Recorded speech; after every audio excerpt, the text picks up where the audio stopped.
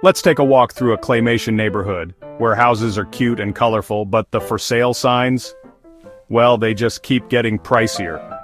If you're like me, you've probably noticed US home prices keep soaring and it feels like there's no end in sight. So what's really going on? First, let's talk about supply and demand. Imagine a tiny clay town with 5 adorable houses, but suddenly 10 clay people want to live there.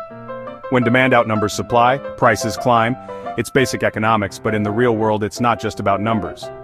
Building new homes isn't as easy as molding more clay. There are zoning laws. Those are rules that say what type of buildings can go where. In a lot of cities, zoning is strict. Want to replace that clay cottage with a duplex? Good luck. That means fewer homes get built even as more people want to move in. Now let's roll in the money factor. Mortgage rates. The price you pay to borrow money for a home hit record lows during the pandemic. With cheap money, more folks jumped into the market, driving up prices even more. But even as mortgage rates have gone up, prices haven't dropped. Why?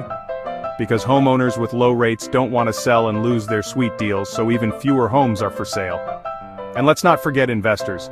Picture a giant clay hand buying up houses, turning them into rentals. Wall Street firms and small investors alike are buying homes to rent out, shrinking the pool for regular buyers. There's also the cost of building materials. Lumber, concrete, and even clay, okay, maybe not clay, got way more expensive in recent years. That means building new homes costs more, so builders focus on luxury homes where they can make bigger profits. Starter homes? They're becoming as rare as a clay unicorn. Finally, population shifts matter. People are moving to the Sun Belt, think Texas, Florida, Arizona, faster than new homes can be built. That drives prices up in hotspots while other areas see slower growth. So, what does this all mean? US home prices keep rising because of tight supply, high demand, tricky zoning, investor competition, and rising costs. It's a perfect clay storm.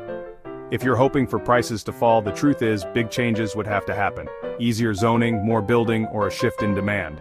Until then, the Claymation Guide says, strap in, the ride's not over yet. Thanks for coming on this tour of our miniature market. If you found this helpful, hit like and subscribe for more. See you next time.